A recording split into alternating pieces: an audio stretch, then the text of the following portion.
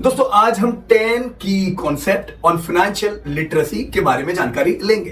दोस्तों रिसेंटली पिछले ही महीने का S&P ग्लोबल का रिसर्च ये कहता है दोस्तों कि जो इकोनॉमीज जो कंट्रीज में फाइनेंशियल लिटरेसी ज्यादा होती है उनकी इनकम ज्यादा होती है। जैसा आप दोस्तों यहाँ पे चार्ट देख पा रहे हो, जो एडवांस इकोनॉमीज है उनकी फाइनेंशियल लिटरेसी ज्यादा अच्छी है, तभी वो एडवांस है। दोस्तों एडवांस इकोनॉमीज में दोस्तों 50% प्लस लोगों में फाइनेंशियल लिटरेसी पाई गई है।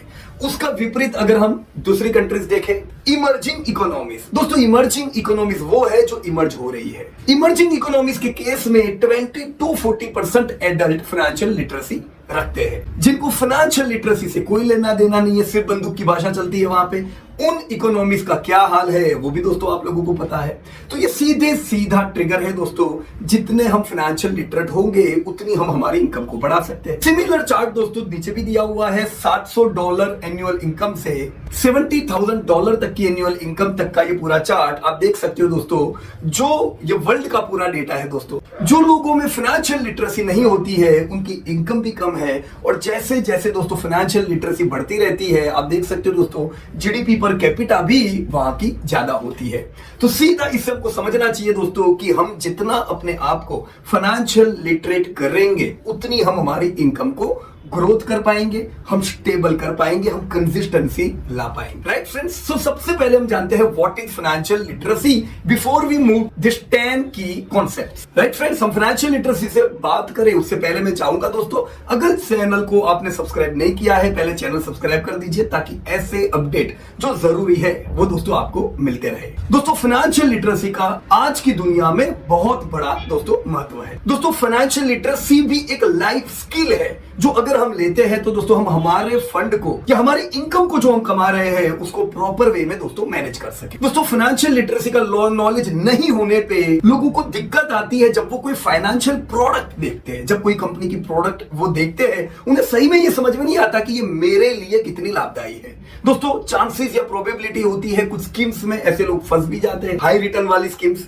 या ऐसा भी होता है दोस्तों कि हम हमारे प्रॉपर रिटायरमेंट का प्लानिंग नहीं कर पाते due to lack of financial literacy. इसीलिए दोस्तों फाइनेंशियल लिटरेसी का महत्व बढ़ता है ताकि हम हमारे फ्यूचर को और प्रेजेंट को प्रॉपर वे में मैनेज कर सके, जिससे हम रिस्क फ्री, स्ट्रेस फ्री हम हमारे गोल्स को अचीव कर सके। फाइनेंशियल एजुकेशन दोस्तों लोगों को मदद करता है जिससे वो अपनी इनकम को प्रॉपर मैनेज कर सके, एक्सपेंस को मैनेज कर सके, अपनी एसेट को प्रॉपर क्रिएट कर सके, लायबिलिटीज पे ध्यान रख सके, उसको घटा सके, और कुल मिला के बेटर फाइनेंशियल फ्यूचर क्रिएट कर सके। दोस्तों फाइनेंशियल प्लानिंग हर हाउस होल्ड के लिए मस्ट है। ये सेविंग से कहीं और ज्यादा है, ये इन्वेस्टमेंट है एक पर्पस के साथ। मुझे उम्मीद है दोस्तों चैनल पे जो अलग अलग अपडेट हम देते हैं ये आपको फाइनेंशियल प्लानिंग में, इन्वेस्टमेंट प्लानिंग में, स्टॉक मार्केट के पोर्टफोलियो क्रिएशन में दोस्तों काम लगते हैं। राइट फ्रेंड्स, तो आज का हमारा क्या टॉपिक है, हम 10 की फाइनेंशियल लिटरेसी के कॉन्सेप्ट जाने। दोस्तों 10 की कॉन्सेप्ट में पहला कॉन्सेप्ट है सेविंग। दोस्तों सेविंग क्या है? मेरी इनकम आई, उसमें से खर्चे निकल गए, जो बचा दैट इज सेविंग। यहाँ पे इनकम क्या हुआ, मैं अलग अलग सोर्सेज से जो पैसा कमाता हूं। यहाँ पे एक्सपेंस क्या हुए, जो अलग अलग चीजों पे मेरे एक्सपेंस होते हैं। So saving is equal to income minus expenditure. Generally लोग दोस्तों अपने शॉर्ट टर्म गोल को पूरा कर पाते हैं जब वो अच्छी सेविंग करते हैं। दोस्तों बचत करने के लिए हम जो अपने बैंक के सेविंग अकाउंट में पैसे रखते हैं वहां पे भी कुछ इंटरेस्ट हमको मिलता है, जो हम पैसा कभी भी विड्रॉ कर सकते हैं। इसी प्रकार से दोस्तों बचत पोस्ट ऑफिस सेविंग अकाउंट में भी दोस्तों कर सकते हैं। तो सेविंग तो बड़ा सिंपल कॉन्सेप्ट हो गया। इससे आगे जो कॉन्सेप्ट है दैट इज इन्वेस्टमेंट। दोस्तों इन्वेस्टमेंट सेविंग से बहुत आगे की चीज है। दोस्तों इन्वेस्टमेंट क्या है? इन्वेस्टमेंट इसी सेविंग में से बनी हुई एक प्रोडक्ट है। जो सेविंग दोस्तों हम लोगों ने की उसमें से कुछ फंड जब हम इन्वेस्ट करते हैं अच्छे रिटर्न पाने के लिए, कंसिस्टेंट रिटर्न पाने के लिए, या लाइफ लॉन्ग इनकम का सोर्स बनाने के लिए दोस्तों अलग अलग हमारे गोल हो सकते हैं। पर यह समय दोस्तों इन्वेस्टमेंट सेविंग से ज्यादा बेहतर रिटर्न दे सकते हैं। अब ये इन्वेस्टमेंट हम कहीं भी कर सकते हैं, ये इन्वेस्टमेंट हम फाइनेंशियल प्रोडक्ट में भी कर सकते हैं, तो ये इन्वेस्ट हम गोल्ड या मेटल में भी कर सकते हैं, यही इन्वेस्टमेंट हम रियल एस्टेट प्रॉपर्टी में कर सकते हैं, यही इन्वेस्टमेंट हम बिजनेसेस में कर सकते हैं। तो इन्वेस्टमेंट के प्रकार दोस्तों अलग अलग हुए। यहां पे जब मैंने फाइनेंशियल प्रोडक्ट की बात की, तो फाइनेंशियल प्रोडक्ट में आपका saving account, fix deposit, mutual fund investment, stock market investment वगैरह वगैरह सारे आ जाते हैं। इवन जब आप बिजनेसेस में इन्वेस्ट करते हो स्टॉक मार्केट में, वो भी दोस्तों फाइनेंशियल प्रोडक्ट का एक पार्ट हो। दोस्तों जब मैं सेविंग करता हूं तो वो तो नॉर्मल सेविंग अकाउंट में रहता है, मुझे चाहिए तब मैं उठा सकता हूं, कम इंटरेस्ट मिलता है। पर जब मैं इन्वेस्टमेंट करता हूं दोस्तों, इन्वेस्टमेंट में अलग अलग टर्म होती है। कुछ इन्वेस्टमेंट मिड टर्म होते हैं, कुछ इन्वेस्टमेंट लॉन्ग टर्म होते हैं, कुछ इन्वेस्टमेंट में सेविंग से ज्यादा रिस्क भी होता है, कुछ इन्वेस्टमेंट एप्रिशिएट अच्छा करते हैं, तो कुछ इन्वेस्टमेंट जिंदगी भर की इनकम देने की भी काबिलियत रखते हैं। तो इन्वेस्टमेंट एक ब्रॉड सब्जेक्ट है जिसे हमें समझना होगा। दोस्तों मैं फटाफट आपको सेविंग और इन्वेस्टमेंट का एक डिफरेंस बताना चाहूंगा। सबसे पहले मेरी इनकम हुई और खर्चे हो, उसके बीच में जो पैसे बचे वो सेविंग था।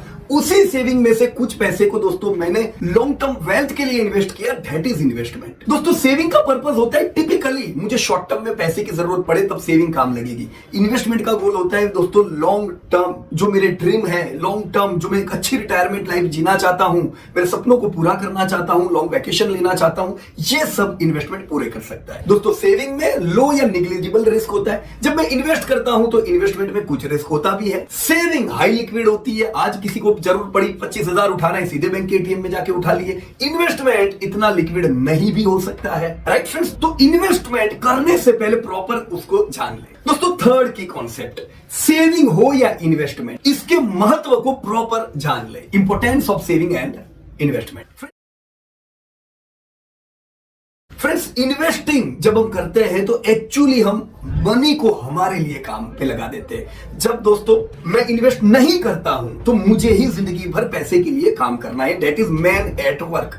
जब मैं इन्वेस्टमेंट को लगा देता हूं मेरे लिए काम करने के लिए, तो पैसा मेरे लिए काम करता है। मतलब कुछ समय बाद में काम करूं कि नहीं करूं, मुझे कंसिस्टेंटली जिंदगी भर इनकम देता है इन्वेस्ट। दोस्तों जो हम इन्वेस्ट करते हैं उसकी जो वैल्यूएशंस बढ़ते हैं या उसकी जो एनुअल इनकम होती है दोस्तों, ये हमारे ड्रीम्स को पूरा करने में काम लगती है। दोस्तों हर एक को सेविंग हो या इन्वेस्टमेंट अर्ली लाइफ से शुरू कर देना चाहिए। दोस्तों जितना जल्दी शुरू करेंगे उतने हम हमारे गोल्स की ओर जल्दी पहुंचेंगे। जैसे मुझे मेरा अपना मकान करना है विदाउट लोन, मुझे रिटायरमेंट प्लान करना है, मुझे वैकेशंस करने विदाउट लोन। तो जितना जल्दी शुरुआत और जितनी कंसिस्टेंट हम सेविंग में रहते हैं उतने जल्दी ड्रीम पूरे होते। Fourth concept, what are assets and liabilities.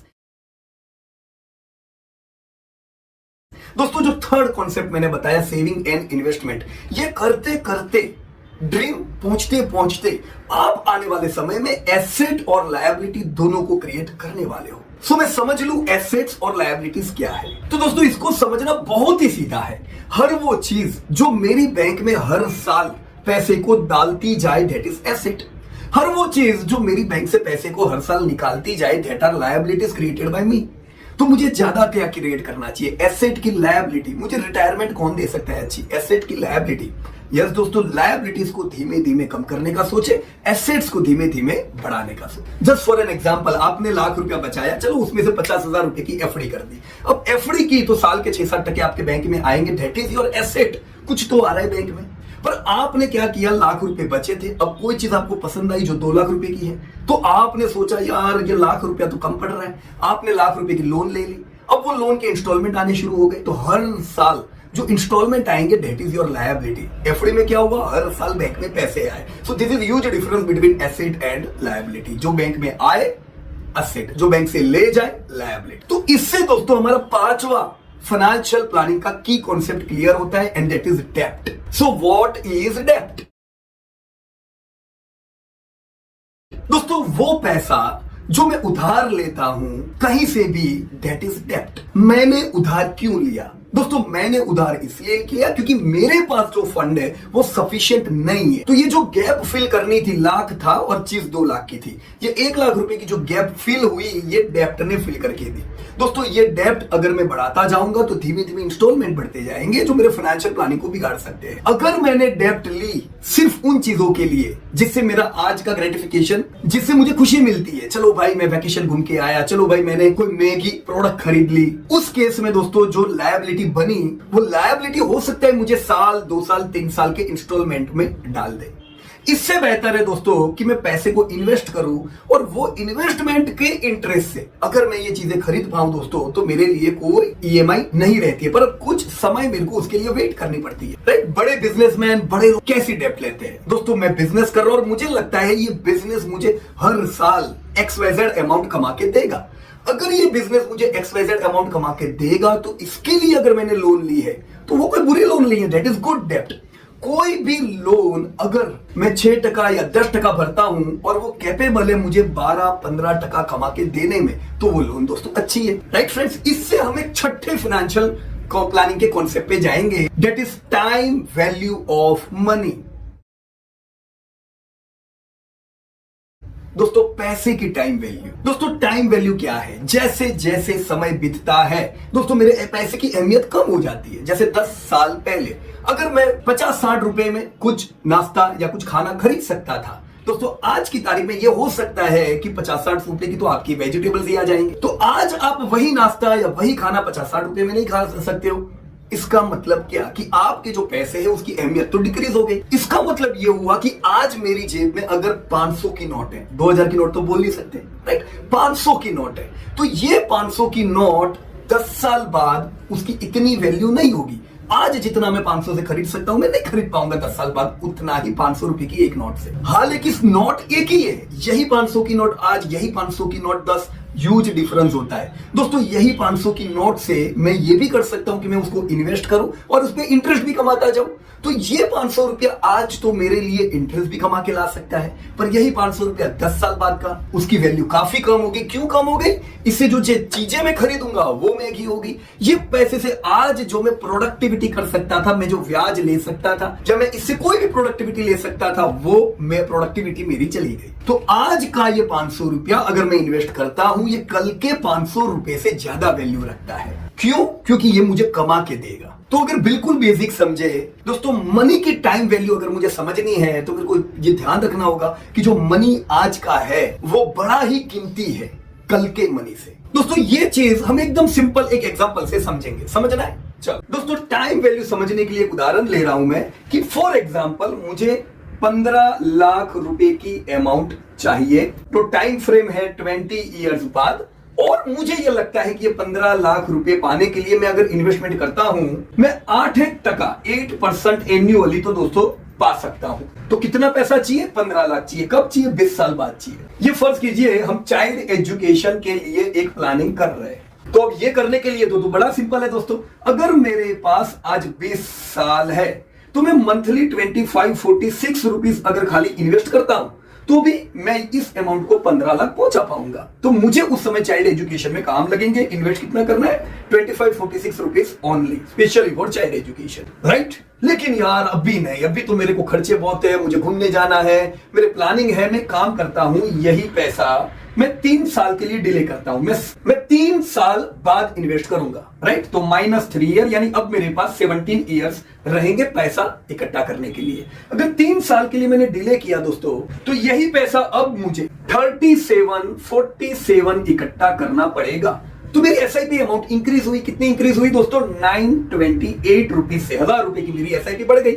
अब वो 1000 से मुझे कोई वैल्यू नहीं मिलने वाली है, कुछ उतनी ही वैल्यू मिलेगी जितनी 25-46 से मिलने वाली थी। क्यों मुझे ज्यादा पैसा भरना पड़ रहा है? क्योंकि मैं 3 साल लेट जगने वाला हूं। चलो 3 साल तो कुछ भी नहीं है, मैं यहां पे ऐसा कहता हूं 5 साल डिले करता हूं मैं मेरे प्लान को। इस केस में दोस्तों मुझे मंथली 4335 एसआईपी करनी पड़ेगी। दोस्तों अमाउंट सेम मिलने वाली है। 5 साल बाद मैंने शुरू किया, मुझे 1700 रुपया, करीबन 1789 रुपीज ज्यादा पे करना पड़ रहा है, जिसकी कोई प्रोडक्टिविटी नहीं है। क्यों नहीं है? क्योंकि मैंने 5 साल बाद काम स्टार्ट किया। दोस्तों इसी चीज को 10 ईयर डिले कर दो, 10 साल अगर डिले किया मैंने, अब मुझे एसआईपी 8200 की करनी होगी। दोस्तों जो काम 25-46 से होने वाला था, वही काम के लिए मुझे 8200 पे करना है, यानी इनिशियल अमाउंट से करीबन मैं कह सकता हूं 3 गुना में भरूंगा तो मुझे प्रोडक्टिविटी उतनी मिलने वाली है। अब चलो छोड़ो, कई लोगों को तो बहुत लेट याद आएगा, अरे यार 5 ही साल बाकी है और हो सकता है मुझे 15 लाख की जरूरत पड़े। अब 5 साल बाकी है, अब अगर वो शुरू करेंगे उनको कितना हर महीने भरना पड़ेगा दोस्तों? 20,415। तो इससे एक कॉन्सेप्ट क्लियर होता है कि भाई जितना जल्दी मैं मेरे गोल की यात्रा शुरू करता हूं, कंसिस्टेंटली एसआईपी करता हूं, उतना जल्दी मैं मेरे अलग अलग गोल पे पहुंच सकता हूं, चाहे वो चाइल्ड एजुकेशन के हो, चाहे वो गाड़ी के हो, घर के हो या अर्ली रिटायरमेंट के हो। दोस्तों क्लियर दोस्तों? So delay in your investment plan can be highly costly, right friends? Seventh important की कॉन्सेप्ट इसी से जुड़ा हुआ है, एंड दैट इज इन्फ्लेशन। कैसे दोस्तों इन्फ्लेशन हमारे इन्वेस्टमेंट को नीचे खींचता है, उसकी वैल्यू को नीचे खींचता है। दोस्तों ये इन्फ्लेशन क्या है? इन्फ्लेशन बड़ा सरल है समझना। जो चीजों के दाम बढ़ते रहते हैं, प्रोडक्ट हो या सर्विस, आज जो दाम में मिल रही है दोस्तों 10 साल पहले उससे सस्ती थी, आज जो दाम में मिल रही है 10 साल बाद उससे महंगी मिलने वाली है। तो मेरी जो मैंने वो 500 रुपए के नोट का उदाहरण दिया था, that is due to inflation. क्योंकि आज जो मैं खरीद रहा हूं 500 रुपए से, वो कल नहीं खरीद सकने वाला हूं। क्यों? Due to inflation, right? तो सीधी बात है, जैसे जैसे गुड्स और सर्विस के दाम बढ़ते रहते हैं, मेरे हाथ में जो पैसा आज है उसकी वैल्यू डिक्रीज होती रहती है। दूसरे शब्द में इसे कहेंगे दोस्तों, परचेसिंग पावर मेरी इज नॉट का घटता रहता है। इसीलिए दोस्तों जब इन्वेस्टमेंट का प्लानिंग करें, इन्फ्लेशन को ध्यान में जरूर रखना चाहिए। मैं सिर्फ सेविंग करूंगा दोस्तों, तो सेविंग से तो तेजी से इन्फ्लेशन दौड़ने वाला है, तो वो सेविंग किया हुआ काम नहीं लगता है। इसीलिए मुझे फाइनेंशियली लिटरेट होके सेविंग से एक स्टेप आगे बढ़ के इन्वेस्टमेंट में स्मार्ट होना है, ताकि मैं इन्फ्लेशन के राक्षस को मार के मेरे ड्रीम को पूरे करूं, राइट? तो दोस्तों ये इन्फ्लेशन विलन बड़ा है जो मेरे वैल्यू को घटाने वाला है, पर जब आप इन्वेस्टमेंट करते हो तो ये विलन बाजू में निकल जाता है, राइट? कैसे ये इन्फ्लेशन इफेक्ट करता है? छोटी छोटी चीजों पे, चलो गाड़ियों के दाम बढ़े, मकानों के दाम बढ़े, छोटी छोटी चीजें। जब सोचो एक वड़ा पाव जो 5 साल पहले शायद 5-10 रुपए में मिलता था, आज 25-30 रुपए उसकी वैल्यू होगी, डिपेंड ऑन द प्लेस। अब ये दाम क्यों बढ़े? ऐसा नहीं है कि उसकी क्वालिटी इंक्रीज हो गई, but this is due to inflation. अब ये तो एक चीज है, ऐसी अनेक चीजें हमारे आजू बाजू जो होती है जिनके दाम बढ़ते हैं और हमारी पॉकेट से यूं ही पैसे जाते हैं, वैल्यू नहीं मिलती है, ज्यादा पैसा भर के भी वही प्रोडक्ट मिलती है। तो मैं क्या स्टेप लूं दोस्तों अगर मैं इन्फ्लेशन से छुटकारा पाना चाहता हूं? इन्वेस्ट करें दोस्तों, सिर्फ सेविंग के भरोसे न रहे, इन्वेस्ट करें। इन्वेस्ट करेंगे दोस्तों, डाइवर्सिफाइड इन्वेस्टमेंट करेंगे दोस्तों, तो वो हमें इन्फ्लेशन से आगे ले जाएगा। तो भाई मैं इन्वेस्टमेंट करूंगा तो मुझे क्या फायदा होगा? इसी से दोस्तों हम 8 फाइनेंशियल कॉन्सेप्ट पे आते हैं, and that is power of compounding. क्या है दोस्तों ये पावर ऑफ कंपाउंडिंग? दोस्तों सिंपल इंटरेस्ट जब मुझे मिलता है तो मुझे कांस्टेंट उतना ही इंटरेस्ट मिलता है। फॉर एग्जांपल दोस्तों मैंने एफडी रखी है लाख रुपए की, उस पर मुझे जो इंटरेस्ट मिलेगा, मैं अगर मेरे बैंक में ले लूंगा इंटरेस्ट को, फॉर एग्जाम्पल 60% इंटरेस्ट है, मुझे हर साल 7 मिलता जाएगा। पर इसी के बदले अगर मैं इंटरेस्ट नहीं लेता हूं और वो जमा होता रहता है तो मुझे कंपाउंडिंग इंटरेस्ट मिलता है। 1 लाख रुपया था, 7,000 इंटरेस्ट एड हुआ, अब दूसरे साल मुझे 1,07,000 पे ब्याज आएगा, तीसरे साल और इंटरेस्ट एड होगा। तो ऐसे कंपाउंडिंग की इफेक्ट दोस्तों अमेजिंग होती है। दोस्तों जब आप इन्वेस्ट करो तब इस कंपाउंडिंग कॉन्सेप्ट को भी ध्यान में रखो। आपको 2 चीज मिलनी चाहिए दोस्तों, एक तो वैल्यूएशंस भी कंपाउंडिंग बढ़ते रहने चाहिए, सेकंड दोस्तों एनुअल इनकम भी मिलनी चाहिए। अगर एनुअल इनकम ना मिले मुझे मेरे एसेट से, तो दोस्तों मुझे रिटायरमेंट में सपोर्ट कौन करेगा? मुझे बार बार एसेट को काटना पड़ेगा लाइफस्टाइल मेंटेन करने के लिए। पर अगर मुझे एनुअल इनकम सफिशिएंट मिलती है, मैं लाइफस्टाइल जी सकूं, तो दोस्तों मेरी एसेट भी वैसी रहती है और मुझे पैसा भी मिलता जाता है। तो इसी से दोस्तों हम 9वें फाइनेंशियल कॉन्सेप्ट पे आते हैं कि लोगों को फटाफट जानना है कि भाई चलो मेरा पैसा कितने टाइम में डबल होगा, मुझे कैसे पता चले? दोस्तों ये जानने के लिए बहुत ही सिंपल सा रूल है, रूल ऑफ 72। दोस्तों रूल ऑफ 72 क्या कहता है? दोस्तों मैथमेटिक ये कहती है कि आपको जानना है आपका पैसा कितने समय में डबल होगा, सीधा इंटरेस्ट को 72 से डिवाइड कर दीजिए। सो फर्ज कीजिए दोस्तों आपको इस बार 2 लाख रुपए मिले। अब आप ये 2 लाख को इन्वेस्ट करना चाहते हो, फॉर एग्जांपल आपने 6% की एक एफडी में इन्वेस्ट किया, इसको 72 से डिवाइड कर दीजिए, 72 डिवाइड बाय 6 इज 12। तो सीधी बात है जो मेरा 2 लाख रुपया में इन्वेस्ट करूंगा दोस्तों 12 साल में डबल हो जाएगा। इसका उल्टा अगर मैं चाहता हूं कि मेरा पैसा 6 साल में डबल हो, सेम थिंग 72 डिवाइड बाय 6, क्या आंसर आया? 12।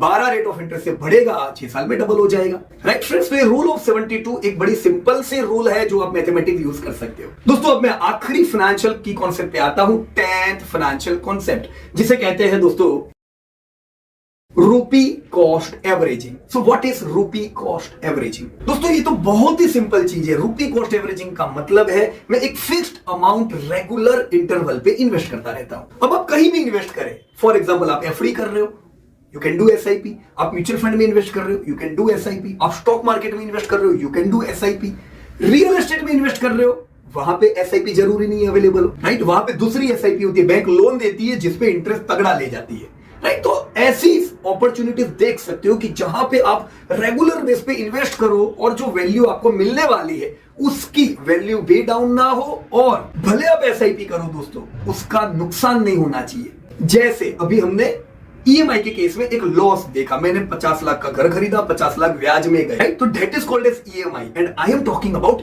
एसआईपी। दोस्तों ये करने के 2-3 अमेजिंग फायदे होते हैं। एक तो आप रेगुलर बेस पे इन्वेस्ट करते हो, डिसिप्लिन्ड इन्वेस्टर की खूबी आप में आती है, आपको आदत हो जाती है रेगुलरली इन्वेस्ट करने की। सेकंड, इररिस्पेक्टिव ऑफ मार्केट, कभी बाजार बढ़ेगा ना कभी बाजार टूटेगा। गोल्ड में इन्वेस्ट कर रहे हो, कभी गोल्ड बढ़ेगा कभी गोल्ड टूटेगा। जिधर इन्वेस्ट कर रहे हो दोस्तों, टूटने के समय आपको ज्यादा यूनिट आते, राइट? तो आपके इस सफर में, आपने ये सफर आज से शुरू की है, लॉन्ग टर्म ये सफर रहने वाली है। ये पूरे सफर में जब आप कंसिस्टेंटली इन्वेस्ट करते हो तो गिरे हुए बाजार में आपको हो सकता है बहुत ज्यादा यूनिट्स मिले या बहुत ज्यादा शेयर्स मिले। दोस्तों मुझे ये लगता है कि मेरी ये जो पूरी टाइम स्पान है इन्वेस्टमेंट की, अगर बाजार गिरता नहीं होता तो मैं सस्ता ले कैसे सकता? मान लो शेयर ऐसे कितने ही है जो दोस्तों 100 टाइम हुए, पर वो सीधे 100 टाइम हो जाते तो हम लेते कैसे? हमको बहुत बार अपॉर्चुनिटी मिली दोस्तों उसको सस्ते खरीदने की। तो बाजार की जो गिरावट आती है ये आपके लिए आशीर्वाद है। ये गिरावट आएगी तभी तो आप सस्ता ले पाओगे। सो डू कंसिस्टेंटली एसआईपी दोस्तों। पहला फायदा मैंने बताया दोस्तों, डिसिप्लिन इन्वेस्टर हम बनते हैं। दूसरा फायदा दोस्तों, सस्ते में माल लेने को मिलता है, नहीं तो वैल्यूएशन तो बढ़ने ही वाली है। तीसरा और बहुत बड़ा फायदा, बहुत लोग कहते हैं यार मेरी तो सैलरी खाली इतनी है, मैं तो खाली इतना छोटा इन्वेस्ट कर सकता हूं, पर आपकी जो इनकम है वो हर साल बढ़ती जा रही है। आप आज की इनकम को 10 साल बाद की इनकम से कंपेयर नहीं कर सकते। ईयर ऑन ईयर, जैसे इंडिया में जीडीपी पर कैपिटा हमने देखा 60% से तो बढ़ता है, तो एन्युअली आज जो आप कमा रहे हो 10 साल बाद उतना नहीं कमा रहे होंगे, 20 साल बाद उतना नहीं कमा रहे होंगे, आपकी इनकम बढ़ रही होगी हर साल। तो जैसे जैसे इनकम बढ़ती है आपका सेविंग भी तो बढ़ता है, तो आप अपने गोल पे जो आपने सोचा उससे जल्दी पहुंचते हो, राइट? तो ऐसे अनेक फायदे हैं दोस्तों रूपी कॉस्ट एवरेजिंग। ऑलराइट फ्रेंड्स, तो मुझे उम्मीद है जो हमने आज 10 की फाइनेंशियल कॉन्सेप्ट देखे ये हमें जरूर लाइफ में एसेट बनाने में दोस्तों काम लगेंगे। मुझे कमेंट बॉक्स में जरूर बताइएगा कि आप कितने की हर महीना एसआईपी करते हैं। अगर शुरू नहीं की है तो भी कोई बात नहीं, अब शुरू कर दीजिए, right? So thank you so much and जय हिंद टू एवरीबॉडी। धन्यवाद।